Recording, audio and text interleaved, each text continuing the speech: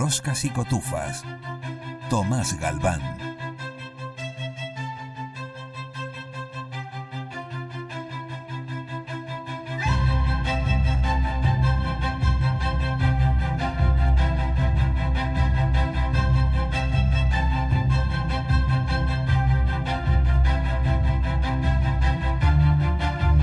Y 22 de la tarde, con mucha precaución en la carretera, vamos a seguir sumando historias y aprendizajes. Siempre aquí en Roscas y Cotufas nos gusta abordar temas con la pausa que requieren, con la profundidad que requieren también. Y hoy, ya saben, bueno, se ha comenzado con la llegada de abril la campaña de la renta 2024 en todo lo que da de sí ese ejercicio, con plazos esenciales, con varias actualizaciones y recursos también para facilitar el cumplimiento de las obligaciones fiscales de los contribuyentes. Carlos Talavera es portavoz de la Asociación de Asesores Fiscales de Canarias. Carlos, ¿qué tal? Muy buenas tardes. Hola, ¿qué tal? Buenas tardes. Esto Muy es bien. Temporada alta, ¿no?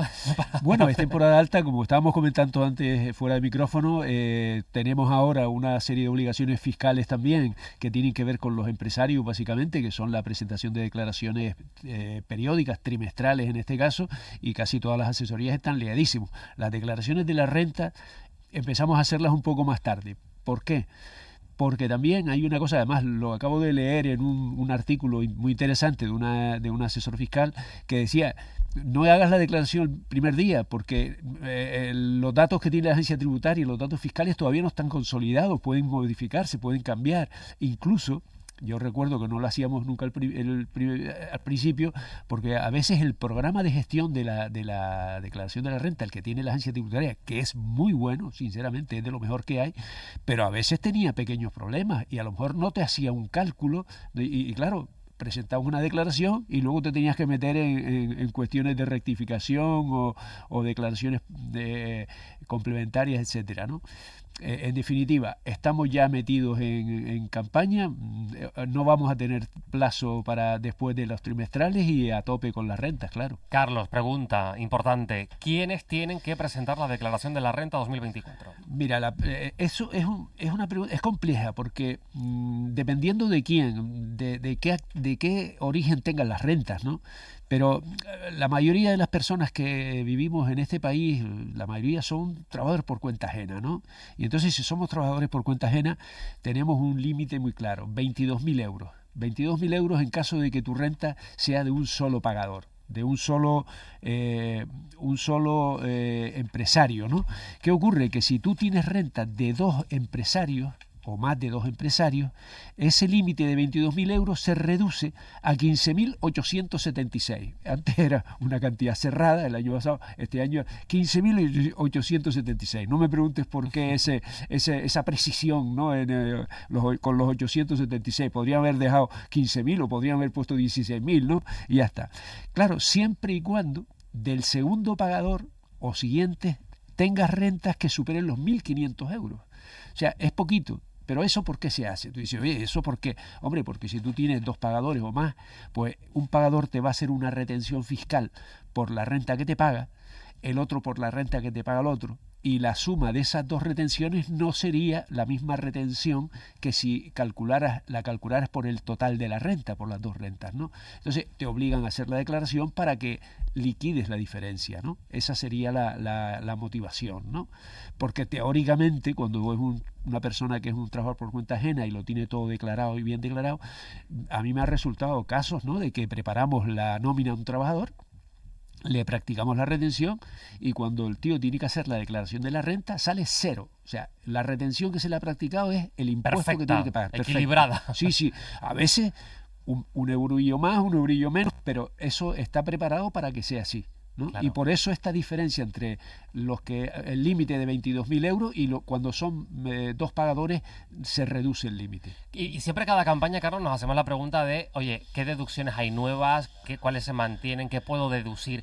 Antes que nada, también, que aquí nos gusta hacer mucha pedagogía, Carlos, cuando algo deduce, ¿qué quiere significar en la renta? ¿Qué impacto tiene? Mira, la verdad es que con eso hay muchísimas confusiones, ¿vale? Porque la gente confunde. Hay deducciones y hay devoluciones, ¿no? Por ejemplo. Y hay deducciones que son devoluciones ya por sí mismas, ¿no? Hay alguna que es un poco peculiar, que desde mi punto de vista no deberían estar, desde un punto de vista técnico, teórico, no deberían ser deducciones fiscales, pero bueno, eso es otra cuestión. Las deducciones, en definitiva, son cantidades que se restan de la cuota que tienes que pagar al final. Eso como principio general, ¿no? ¿Qué es lo que ocurre? Que este año tenemos un montón de deducciones nuevas. Hay un montón, y en las autonómicas hay un montón de deducciones, unas cuantas deducciones nuevas, ¿no? Como dato anecdótico, Canarias es la comunidad autónoma que más deducciones autonómicas tiene. ¿Vale? Es un dato nada más, ¿no? Y claro, esto es un mundo, ¿sabes? Porque luego cada deducción tiene sus requisitos, sus condiciones. Y entonces, mi recomendación siempre, y esto lo voy a decir 2 veces por lo menos, arrimando un poco el ascua a la sardina del asesor fiscal, ¿no? Mira, si tienes una declaración con deducciones un poquito compleja, vete a una asesoría. ¿Por qué? Porque esto no es fácil, esto se tiene que estudiar. Y una persona que no está acostumbrada se puede confundir fácilmente, ¿no? Bueno, la deducción que te decía yo antes que no debería estar en la declaración de la renta, desde mi punto de vista, es es una deducción que tienen las personas que tienen hijos a cargo menores de 3 años, que es de 100 euros mensuales, ¿no? Mi punto de vista es que eso es una deducción de seguridad social, eso es una cuestión de seguridad social, eso no tiene por qué ser una deducción fiscal.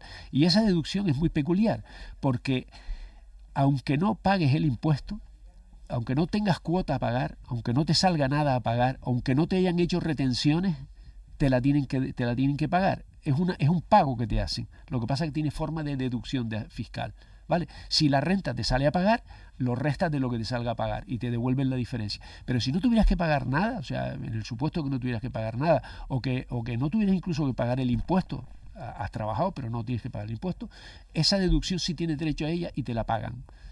Eso no es una deducción, es un pago, no es una cosa. Por eso te decía que técnicamente Sí. no debería ser una deducción. Pero ese es el único caso. Hay algún caso más, ¿no? Bastante parecido, como por ejemplo tener un cónyuge a cargo con discapacidad, pero ya te digo, son excepciones. Normalmente la devolución del impuesto de la renta es porque has pagado de más de lo que te corresponde. Y las deducciones lo que hacen es restan lo que tienes que pagar. ¿Vale? Y algunas deducciones relevantes, Carlos, en la campaña de la renta en la que estamos, que ya ha comenzado, hay que decirlo, desde el 2 de abril, el inicio de la presentación por internet, y a partir del 29, el inicio del plazo para solicitar cita para hacer la declaración por teléfono, y luego ya el 6 de mayo Sí, para... mira, yo me traje una chuleta, porque estas cosas, si no traemos chuleta, nos quedamos un algunas poco por lo menos, así como sí. las más llamativas que tú consideres. Mira, vamos a ver, en lo que es la deducción por arrendamiento de vivienda, hay una deducción muy peculiar que es para los arrendadores de vivienda. O sea, sabemos que hay una crisis en el arrendamiento de viviendas. ¿Qué es lo que ha hecho el gobierno? Pues bueno, ha establecido una serie de deducciones que antes existían, ¿vale? Antes existía una deducción que era cuando hacías un arrendamiento de vivienda habitual, te podías deducir un 60% de lo que era o sea, no pagabas por el 60% del beneficio que tuvieras, ¿no?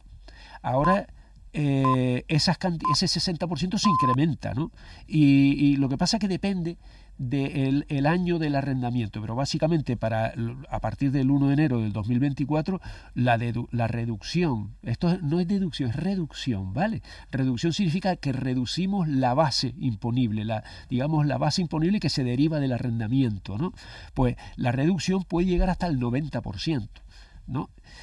Claro, eso tiene requisitos. Y es que hay zonas donde el mercado del alquiler está tensionado, donde hay problemas para arrendar vivienda. Entonces te dice, hombre, si usted tiene una vivienda en esa zona y la alquila y hace una reducción del precio, una reducción del precio, que, a ver, si no me acuerdo mal era del 5%, pero ahora estoy en la duda si era del 5 o del 2%, pero bueno, entonces tienes derecho a aplicarte esa reducción del 90%. Hombre, es importante porque en vez de pagar impuestos por el 100% de la renta que percibes, vas a pagar impuestos por el 90% de la renta. Una especie de recompensa, ¿no? Por contribuir por contribuir a esa reducción del problema del alquiler de vivienda, ¿no? Hay más casos, es un 5%, por cierto, un 5%. Y luego también hay si es la primera vez que se alquila y si el inquilino tiene entre 18 y 35 años. También se fomenta el arrendamiento a personas jóvenes que muchas veces tienen dificultades en obtener una vivienda porque por su juventud, ¿me entiendes? Pues bueno, eso es una forma, ¿no?, de potenciar. No, yo no creo que sea la fórmula mágica, ni mucho menos, pero bueno, lo tenemos ahí en la renta y el que tenga un arrendamiento en esas circunstancias tiene que aprovecharla.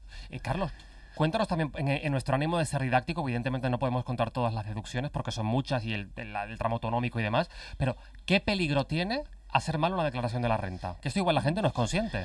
No es consciente. Mira, y volviendo a lo que te dije antes, ¿no? Ayer, sin ir más lejos, me llamó un cliente diciéndome, mira, es que estoy haciendo la declaración de la renta y no me permite ponerme la discapacidad de mi mujer, ¿no? Y entonces digo, mira, ¿cómo lo estás haciendo y tal y tal?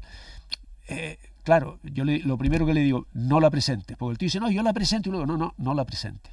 ¿Por qué? Porque si tú presentas una declaración, fíjate tú que la ley es tan así, una presunción de la renta, una declaración de la renta tiene una presunción de certeza, solamente puede ser retirada por la administración con pruebas, y tú tampoco la puedes quitar sin pruebas, o sea, tienes que probar, pero meterte en ese procedimiento es un follón. Entonces, antes de presentar la declaración hay que revisarla, hay que mirarla bien, ¿vale?